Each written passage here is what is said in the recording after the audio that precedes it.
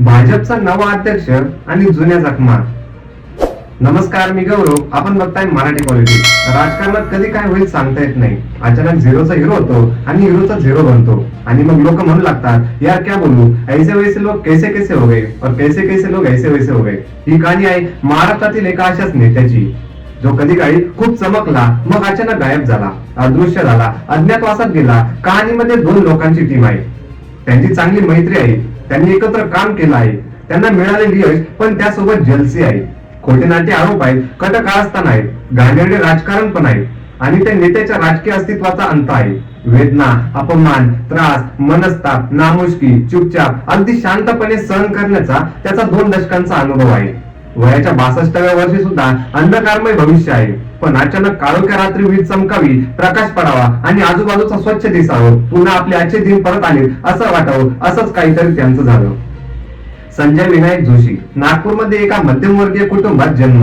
Mechanical engineer, काही दिवसा प्राध्यापिक, संघाच्या विचाराने प्रेरित होऊन पूर्ण आयुष्य RSS साठी समर्पित, शांत स्वभाव, सामान्य लोकांमध्ये मिसळण्याची वृत्ती, खेड्यापाड्यात वाड्या वस्त्यांवर जाऊन काम करायची तयारी, शिक्षण चांगलं आणि बुद्धिमान व्यक्तिमत्व. 1988 मध्ये गुजरातमध्ये भाजपचं काम करायला रवानगी, संघासाठी भाजपची प्रयोगशाळा बनलेल्या गुजरातमध्ये हा सुशिक्षित शांत स्वभावाचा 28 वर्षाचा तरुण आपलं काम करायला सुरुवात करतो.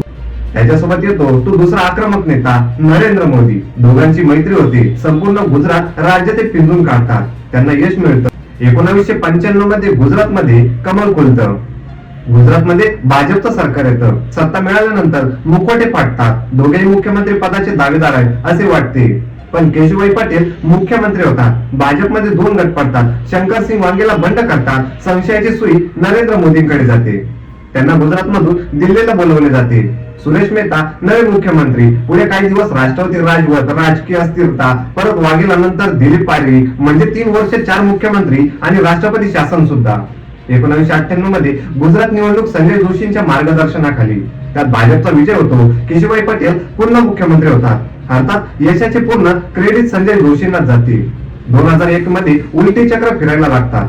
भूकंप, पोटनिवडणुकीतील पराभव वगैरे सरकार विरोधातील वातावरण. मग काय, अचानक नरेंद्र मोदी पॅराशूट मुख्यमंत्री होतात आणि इथून सुरू होतो राजकारणाचा खतरनाक खेळ.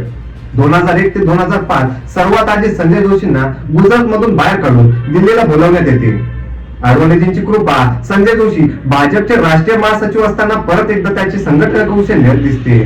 हिमाचल, उत्तराखंड, छत्तीसगड, झारखंड, बिहार, मध्य प्रदेश, ओडिसा, जम्मू काश्मीर अशा अनेक राज्यांमध्ये भाजपचं प्रदर्शन चांगलं होतं. भाजपचा सगळ्यात तरुण संघटन महासचिव म्हणून त्यांचं वजन वाढतच असतं. शिवराज सिंह चौहान यांना मध्य प्रदेशचे मुख्यमंत्री करताना संजय जोशी यांचीच भूमिका महत्वाची असते. उमा भारतीचा विरोध ते अतिशय आक्रमकपणे मोडतात. अडवाणीजींची पाकिस्तान भेट आणि त्यांना जिनांबद्दल केलेल्या वक्तव्यामुळे RSS आणि भाजपची नाराजी यांनी त्यांना द्यावा लागलेला राजीनामा. असं बोललं जातं की निरोपाचा हा कडून डोस होता. मुख्यमंत्री असलेल्या मोदीजींपेक्षाही जोशींचं पद भारी असते. या दोन्ही नेत्यांमधील दुश्मनी वाढत असते. 2005 मध्ये अचानक गुजरातमधील एका हॉटेलमध्ये एका महिलेसोबत अश्लील अवस्थेत संजय जोशींचा दाखवणारी एक सीडी समोर येते. त्या सीडीचे वितरण मोठ्या प्रमाणावर संपूर्ण देशभर केले जाते.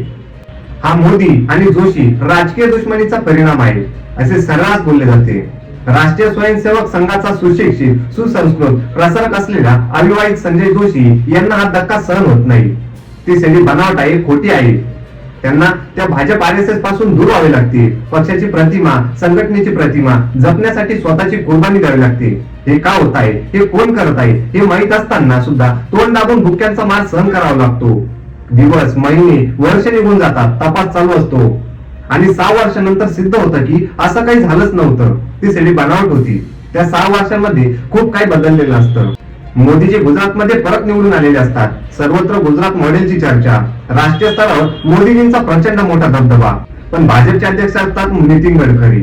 त्यांचे व संजय जोशींचे नागपूर RSS असे जुने कनेक्शन.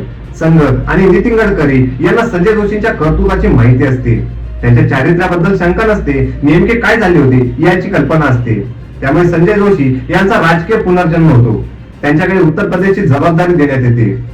मोदीजींना हे आवडत नाही. ते UP मध्ये प्रचाराला पण जात नाही. संजय जोशींना विरोध करण्याची एकही संधी ते सोडत नाही.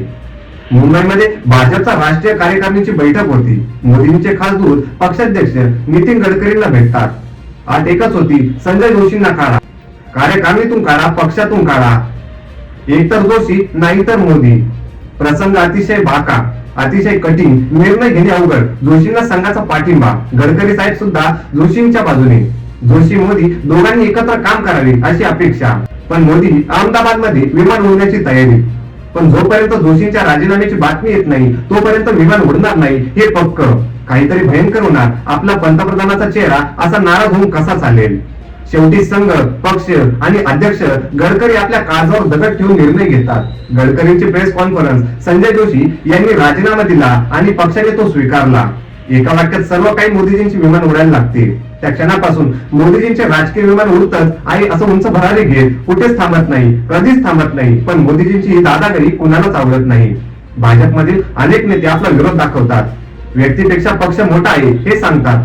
बिहारचे तत्कालीन उपमुख्यमंत्री सुशील मोदी जाहीरपणे आपला विरोध दर्शवतात. पार्टी महत्वाची, कुठल्याही नेत्याने स्वतःला पक्षापेक्षा मोठे समजू नये असे मीडिया समोर येऊन सांगतात. भाजपचे मुखपत्र असलेल्या कमल संदेश मध्ये टीका होते. RSSच्या आणि पश्चिम मध्ये टीका केली जाते. पण हे जहर शांतपणे पिले जाते, पचवले जाते. त्यानंतर काही दिवसांनी श्रवण गर्गे या ज्येष्ठ पत्रकाराला सरसंघचालक मोहन भागवत आपल्यासोबत जेवायला बोलवतात. काही दिवसांपूर्वी मोदीजींचे नाव पंतप्रधानासाठी भाजपतर्फे मान्य झालेले असते. निवडणुका व्हायच्या असतात. श्रवण गर्ग यांनी गुजरातमध्ये अनेक वर्ष काम केलेले असते. मोदीजींचे व्यक्तिमत्व व काम करण्याच्या पद्धती त्यांना माहित असते. सरसंघ संचालक त्यांच्या बरोबर चर्चा करतात. इन्होंने गुजरात में पार्टी प्रशासन और संघ पर भी कब्जा किया है. आप ऐसे तानाशाही मिजाज को ऐसे नियंत्रित करोगे असा प्रश्न त्या पत्रकाराकडून विचारला जातो. हम कंट्रोल करेंगे असं उत्तर मिळते. दरम्यान मोदीजींचा 10 वर्षाचा कार्यकाळ पाहता श्रवण गर्ग यांनी विचारलेल्या प्रश्नाचं महत्व या घटनेला आता 12 वर्ष झालेली. जुन्या जखमेवरील खपली अचानक काढली जाते.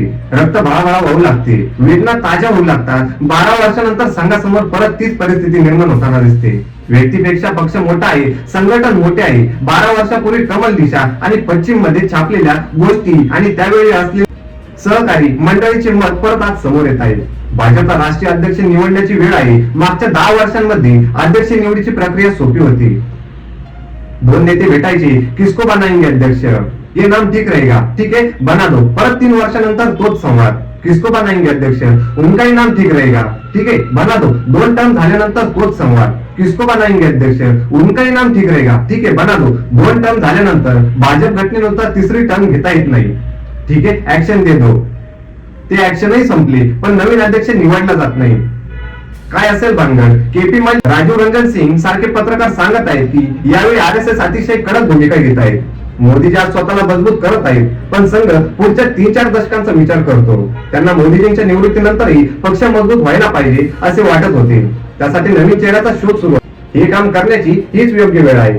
स्तरावर काम करणारे पत्रकार म्हणतात की भाजप अध्यक्ष म्हणून संघाला स्वतंत्रपणे काम करणारा नेता पाहिजे.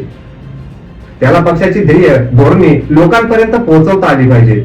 त्याने फक्त मोदी शहाच्या हातातले बाहुले म्हणून काम करू नये. मोदी शहाकडून अनेक नावे समोर येत आहेत. देवेंद्र फडणवीस, विनोद तावडे, अनुराग ठाकूर, शिवराज सिंग चौहान वगैरे वगैरे. विशेष म्हणजे मोदी शहा यांना आता संघाबरोबर गंभीरपणे चर्चा करावी लागत आहे. संघातर्फे वसुंधरा राज सिंधिया, योगी आदित्यनाथ वगैरे नाम समोर येत आहेत.